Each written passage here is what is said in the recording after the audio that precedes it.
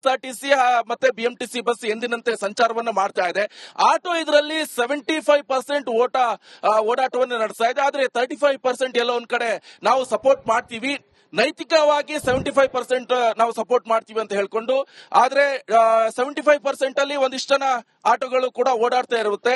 So ಇನ್ನೊಂದ್ ಕಡೆಯಲ್ಲಿ ಒಂದಿಷ್ಟು ಜನ ಆಟೋವನ್ನು ಕೂಡ ಸೈಡಿ ಹಾಕೊಂಡು ಅವರು ಕೂಡ ಒಂದು ಬೆಂಬಲವನ್ನ ಘೋಷಣೆ ಮಾಡಿದ್ದಾರೆ.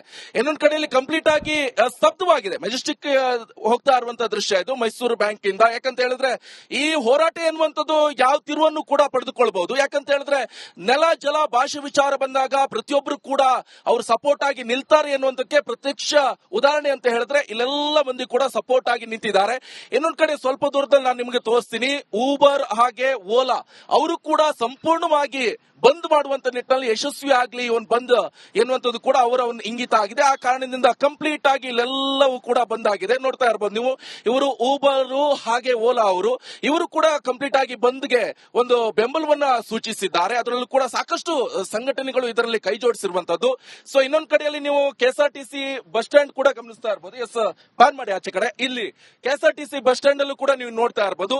ಕೆಎಸ್ಆರ್ಟಿಸಿ ಬಸ್ ಸ್ಟ್ಯಾಂಡ್ ಏನಾಯ್ತು ಅಂತ ಹೇಳಿದ್ರೆ ಬಿಎಂಟಿಸಿ ಮತ್ತೆ ಕೆಎಸ್ಆರ್ಟಿಸಿ ಅವರು ನೌಕರ ಸಂಘದವರು ಏನ್ ಹೇಳ್ತಾರೆ ಅದ್ರ ಮೇಲೆ ಡಿಪೆಂಡ್ ಆಗಿದೆ ಅಂತ ಹೇಳ್ತಾ ಇದ್ದಾರೆ. ಆದ್ರೆ ಕೆಲವೊಂದ್ ಕಡೆಯಲ್ಲಿ ಅವರು ಓಕೆ ಅಂದ್ರೆ ನಾವು ಬಂದ್ ಮಾಡ್ತೀವಿ ಅಂತ ಹೇಳಿದ್ರು. ಆದ್ರೆ ಈಗ ಅವರೆಲ್ಲ ಒಂದ್ ಕಡೆ ಮನಸ್ಸು ಮಾಡಲಿಲ್ಲ, ನಾವು ನೈತಿಕವಾಗಿ ಬೆಂಬಲ ಕೊಡ್ತೀವಿ ಅಂತ ಹೇಳ್ತಾ ಇದ್ದಾರೆ. ಆ ಕಾರಣದಿಂದ ಈಗ ಕೆಎಸ್ಆರ್ಟಿಸಿ ಹಾಗೆ ಬಿಎಂಟಿಸಿ ಬಸ್ಗಳು ಕೂಡ ಓಡಾಟವನ್ನ ನಡೆಸ್ತಾ ಇದ್ದಾವೆ. ನೀವು ಇಲ್ಲೊಂದ್ ಕಡೆಯಲ್ಲಿ ಎಸ್, ಇಲ್ಲಿ ಒಳಗಡೆ ಹೋಗಿ ಸ್ವಲ್ಪ, ಇಲ್ಲಿ ಗಮನಿಸ್ತಾ ಇರಬಹುದು. ನಾನೀಗ ಮೆಜೆಸ್ಟಿಕ್ ನಿಲ್ದಾಣದ ಹತ್ರ ಬಂದಿದ್ದೇನೆ. ಎಸ್, ಒಳಗಡೆ ಹೋಗಿ. ಇಲ್ಲಿ ಒಂದಿಷ್ಟು ಜನ ಆಟೋದವರು ಕೂಡ ಇಲ್ಲಿ ನಿಲ್ಸ್ಕೊಂಡಿದ್ದಾರೆ. ಎಸ್, ಇಲ್ಲಿ ಒಂದ್ ಸ್ವಲ್ಪ ಸ್ಟಾಪ್ ಮಾಡಿ ನಾನು ಇವ್ರನ್ನ ಮಾತಾಡ್ತೀನಿ. ಇಲ್ಲಿ ಆಟೋ ಸ್ಟ್ಯಾಂಡ್ ನವರು ಇವರು ಯಾವ ರೀತಿಯಾಗಿ ಬೆಂಬಲವನ್ನ ಕೊಡ್ತಾ ಇದ್ದಾರೆ ಏನಂತ ಮಾತಾಡ್ತೀನಿ. ಸರ್, ಇವತ್ತು ಬಂದು ನೀವು ಯಾವ ರೀತಿ ಬೆಂಬಲವನ್ನು ಕೊಡ್ತಾ ಇದ್ದೀರಿ? ಇಲ್ಲ, ನಾವು ಸ್ಟ್ರೈಕ್ ಮಾಡಬೇಕು ಅಂತ. ಬೆಂಬಲ ಕರ್ನಾಟಕ ನಮ್ ಕಡೆಯಿಂದ ಅಲ್ವಲ್ಲ, ನಮಗೋಸ್ಕರ ಎಲ್ಲ ಮಾಡ್ತಾ ಇರೋದು. ನಾವು ಸ್ಟ್ರೈಕ್ ಮಾಡ್ಲೇಬೇಕು ಸರ್. ಇವತ್ತು ಸ್ಟ್ರೈಕ್ ಮಾಡ್ತೀರಾ? ಮಾಡ್ಲೇಬೇಕು. ನಿಮ್ ಬೆಂಬಲ ಎಷ್ಟು ಮಟ್ಟಿಗೆ ಎಷ್ಟು ಆಗತ್ತಂತ ಅನ್ಸುತ್ತೆ? ಆಗ್ಬೋದು, 100% ಆಗುತ್ತಲ್ಲ. ಎಂಎಸ್ ಪುಂಡ್ರನ್ನ ನೀವು ಹೆಡೆಮುರಿ ಕಟ್ಟುವಂತ ನಿಟ್ಟಿನಲ್ಲಿ ಎಷ್ಟು ಮಟ್ಟಿಗೆ ನೀವು ಸಪೋರ್ಟ್ ಮಾಡ್ತೀರಾ ಕನ್ನಡ ಪರ ಸಂಘಟನೆ? ಕನ್ನಡ ಪರ ಸಂಘಟನೆಗೆ ನಾವು 100% ಮಾಡಬೇಕು ಸರ್ ನಾವು. ಯಾಕಂದ್ರೆ ನಾವು ಆಟೋ ಅಧ್ಯಕ್ಷರಲ್ವಾ, ಎಲ್ಲ ಸೇರಿ ಮಾಡ್ಲೇಬೇಕಷ್ಟೇ. ಎಸ್, ಇದು ಆಟೋ ಚಾಲಕರು ಹೇಳ್ತಾ ಇರುವಂತದ್ದು. ನಾವು ಕಂಪ್ಲೀಟ್ ಆಗಿ ಬಂದ್ ಮಾಡುವಂತ ನಿಟ್ಟಿನಲ್ಲಿ ನಾನು ಇಲ್ಲಿ ನಿಲ್ಸ್ಕೊಂಡಿದ್ದೀನಿ ಅಷ್ಟೇ. ಆದ್ರೆ ಯಾವುದೇ ಕಾರಣಕ್ಕೂ ಕೂಡ ಇಲ್ಲಿ ಆಟೋ ತೆಗೆಯೋದಿಲ್ಲ. ನಾವು ಬಂದ್ಗೆ ಯಶಸ್ವಿ ಮಾಡುವಂತ ನಿಟ್ಟಿನಲ್ಲೂ ಕೂಡ ಹೋರಾಟವನ್ನು ಮಾಡುವಂತ ನಿಟ್ಟಿನಲ್ಲಿ ನಾವು ಕೂಡ ಕೈ ಜೋಡಿಸ್ತೀವಿ ಅಂತ ಹೇಳ್ತಾ ಇದ್ರು. ಕಂಪ್ಲೀಟ್ ಆಗಿ ಈಗ ಈ ವಾತಾವರಣ ಸ್ತಬ್ಧವಾಗಿದೆ. ಇನ್ನು ಮುಂದ್ಗಡೆ ಹೋಗಿ ನಾನು ನಿಮಗೆ ತೋರಿಸ್ತೀನಿ ಎಲ್ಲೆಲ್ಲಿ ಯಾವ ರೀತಿಯಾಗಿ ಬಂದ್ ಯಶಸ್ಸು ಮಾಡುವಂತ ನಿಟ್ಟಿನಲ್ಲಿ ಯಾರೆಲ್ಲ ಸಪೋರ್ಟ್ ಮಾಡ್ತಾ ಇದ್ರು ಅಂತ ಹೇಳ್ಕೊಂಡು. ಸೊ ಇನ್ನೊಂದ್ ಕಡೆಯಲ್ಲಿ ಥಿಯೇಟರ್ಗಳು ಕೂಡ ಕಂಪ್ಲೀಟ್ ಆಗಿ ಬಂದ್ ಆಗಿದೆ. 6 ಗಂಟೆಯಿಂದ ಸಂಜೆ 6 ಗಂಟೆ ತನಕ ಥಿಯೇಟರ್ ಬಂದ್ ಆಗಿರುವಂತದ್ದು. ಎಲ್ಲ ಒಂದ್ ಕಡೆಯಲ್ಲಿ ಯಶಸ್ವಿಯಾಗಿ ಬಂದ್ ಕಾರ್ಯನಿರ್ವಹಿಸಬೇಕು. ಈ ಮರಾಠಿ ನಿರುದ್ಯೋಗಿ ಪುಂಡ್ರನ್ನ ಗಡಿಪಾರ್ ಮಾಡಬೇಕಾಗತ್ತೆ.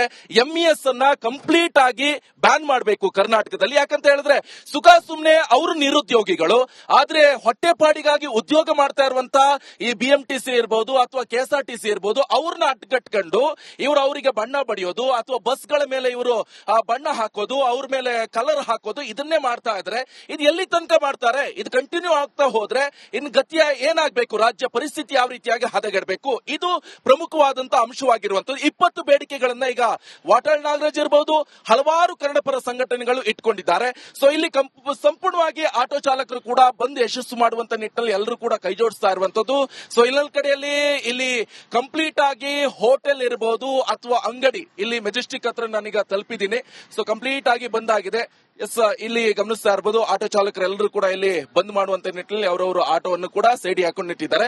ಈಗ ಮೈಸೂರು ಬ್ಯಾಂಕ್ ಸರ್ಕಲ್ ಹಾಗೆ ಟೌನ್ ಹಾಲ್ ಇಂದ ಯಾವಾಗ ಈ ಹೋರಾಟ ಸ್ಟಾರ್ಟ್ ಆಗುತ್ತೋ, ಕನ್ನಡ ಪರ ನಾಯಕರು ಮುಖಂಡರುಗಳು ಬರ್ತಾರೋ ಅಷ್ಟರ ಹೊತ್ತಿಗೆ ಇಲ್ಲಿ ಈಗ ಈ ಬಿಸಿ ಅನ್ನುವಂಥದ್ದು ತಟ್ಟುತ್ತೆ ಈ ಬೆಂಗಳೂರು ಜನತೆಗೆ. ಇದು ಬೆಂಗಳೂರಿನ ಹೃದಯ ಭಾಗ ಮೆಜೆಸ್ಟಿಕ್ಗೆ ಈಗ ನಾನು ಬಂದಿದ್ದೀನಿ. ಸೊ ಇಲ್ಲಿ ನೀವು ನೋಡ್ತಾ ಇರಬಹುದು ಕಂಪ್ಲೀಟ್ ಆಗಿ ಬಂದ್ ಆಗಿದೆ. 1-2 ಹೋಟೆಲ್ಗಳು ಓಪನ್ ಆಗಿದೆ. ಆದ್ರೆ ಬಲವಂತವಾಗಿ ಯಾವುದೇ ಕಾರಣಕ್ಕೂ ಹೋಟೆಲ್ ಇರಬಹುದು, ಅಂಗಡಿ ಓಪನ್ ಮಾಡಿದ್ರೆ ಅಂತವರನ್ನ ಬಲವಂತವಾಗಿ ಮುಚ್ಚಬಾರದು ಅಂತ ಈಗಾಗಲೇ ಪೊಲೀಸರು ಕೂಡ ಒಂದು ವಾರ್ನ್ ಮಾಡಿದ್ದಾರೆ, ಸೂಚನೆಯನ್ನ ಕೊಟ್ಟಿದ್ದಾರೆ. ಇನ್ ಕೇಸ್ ಮುಚ್ಚಕ್ ಹೋದ್ರೆ ಅವ್ರ ಮೇಲೆ ಕೇಸ್ ಆಗುತ್ತೆ, ಅವ್ರ ಮೇಲೆ ಪೊಲೀಸರು ಕೂಡ ಕ್ರಮವನ್ನ ತೆಗೆದುಕೊಳ್ತಾರೆ. ಯಾರು ಬಲವಂತವಾಗಿ ಮುಚ್ಚುತ್ತಾರೋ ಅಂತವ್ರ ಮೇಲೆ ನಿಗಾ ವಹಿಸಲಾಗುತ್ತೆ.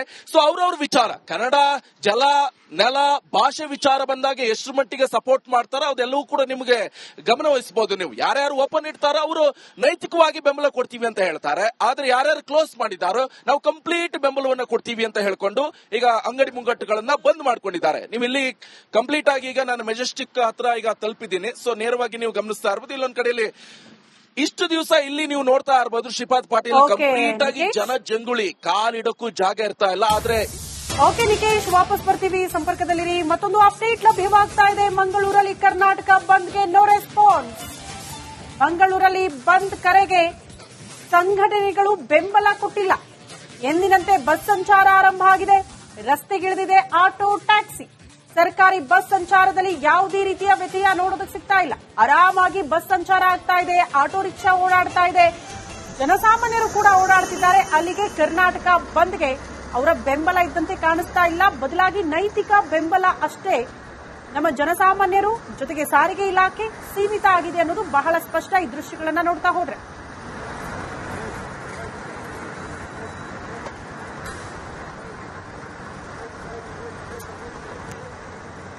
ಈ ಬಗ್ಗೆ ಮತ್ತಷ್ಟು ಡೀಟೇಲ್ಸ್ ಅನ್ನ ಕೊಡ್ತಾ ಹೋಗ್ತಾರೆ ನಮ್ಮ ಪ್ರತಿನಿಧಿ ದಿನೇಶ್. ನೇರ ಸಂಪರ್ಕದಲ್ಲಿ ಜಾಯಿನ್ ಆಗ್ತಿದ್ದಾರೆ. ದಿನೇಶ್, ಮಂಗಳೂರಲ್ಲಿ ಜನಸಾಮಾನ್ಯರಿಂದ ಹಿಡ್ಕೊಂಡು ಸಾರಿಗೆ ಸಂಚಾರ ಹಿಡ್ಕೊಂಡು ಅಂಗಡಿ ಮುಂಗಟ್ಟುಗಳನ್ನ ಹಿಡ್ಕೊಂಡು ನೈತಿಕ ಬೆಂಬಲ ಅಷ್ಟಕ್ಕೆ ಸೀಮಿತ ಆಗ್ಬಿಟ್ಟಿದೆಯಾ ಬಂದ್ ಅಂತ?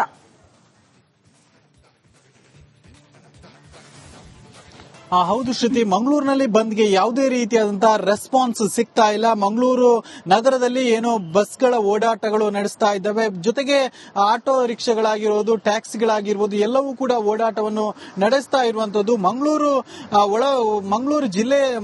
ಮತ್ತು ಜಿಲ್ಲೆಯ ಒಳಭಾಗದಲ್ಲಿ ಸಂಚಾರ ಮಾಡೋದು ಇಲ್ಲಿನ ಖಾಸಗಿ ಬಸ್ಗಳಾದ್ರೆ, ಮಂಗಳೂರು ಹೊರಭಾಗ ಅಂದ್ರೆ ಜಿಲ್ಲೆಯ ಹೊರಗೆ ಸಂಪರ್ಕ ಕಲ್ಪಿಸುವಂತದ್ದು ಸರ್ಕಾರಿ ಬಸ್ಗಳ ಓಡಾಟ ಕೂಡ ಇವತ್ತು ಸಹಜ ಸ್ಥಿತಿಯಲ್ಲಿ ಇರುವಂತದ್ದು. ನಾನೀಗ ಮಂಗಳೂರಿನ ಬಿಜೈನಲ್ಲಿರುವಂತಹ ಕೆಎಸ್ಆರ್ಟಿಸಿ ಬಸ್ ನಿಲ್ದಾಣದಲ್ಲಿ ಇದ್ದೇನೆ. ಇಲ್ಲಿ ನೀವು ಗಮನಿಸಬಹುದು, ಎಲ್ಲಾ ಭಾಗಗಳಿಗೆ ಬಸ್ಗಳು ತೆರಳುತ್ತಾ ಇರುವಂತಹ ದೃಶ್ಯಗಳನ್ನು ಕೂಡ ಗಮನಿಸಬಹುದು. ಬಿಜೈನ ಈ ಒಂದು ಕೆಎಸ್ಆರ್ಟಿಸಿ ಬಸ್ ನಿಲ್ದಾಣದಲ್ಲೂ ಕೂಡ ಸಹಜ ಸ್ಥಿತಿಯಲ್ಲಿರುವಂತದ್ದು. ಬಸ್ಗಳು ಬೆಳಗಿನಿಂದಲೇ ಸಂಚಾರವನ್ನು ಆರಂಭಿಸಿರುವಂತದ್ದು.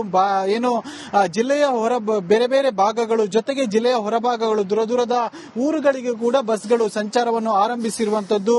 ದಾವಣಗೆರೆ ಆಗಿರ್ಬೋದು, ಶಿವಮೊಗ್ಗ, ಬೆಂಗಳೂರು, ಮಂಡ್ಯ ಈ ಭಾಗಗಳಿಗೂ ಕೂಡ ಬಸ್ಗಳ ಸಂಚಾರ ಬೆಳಗ್ಗಿನಿಂದಲೇ ಆರಂಭಗೊಂಡಿರುವಂತದ್ದು. ಸಂಚಾರದಲ್ಲಿ ಯಾವುದೇ ರೀತಿಯಂತಹ ವ್ಯತ್ಯಯ ಕಂಡು ಬರ್ತಾ ಇಲ್ಲ. ಎಲ್ಲಾ ಬಸ್ಗಳು ಕೂಡ ಬೆಳಗಿನಿಂದಲೇ ಸಹಜ ಸ್ಥಿತಿಯಲ್ಲಿ ಸಂಚಾರವನ್ನು ಕೂಡ ಮಾಡ್ತಾ ಇರುವಂತದ್ದು. ಜೊತೆಗೆ ಬಸ್ ನಿಲ್ದಾಣದಲ್ಲೂ ಕೂಡ ಪ್ರಯಾಣಿಕರು ಯಾವಾಗಲೂ ಅಂದ್ರೆ ಸಹಜ ಸ್ಥಿತಿಯಲ್ಲಿ ಇರುವಂತದ್ದು.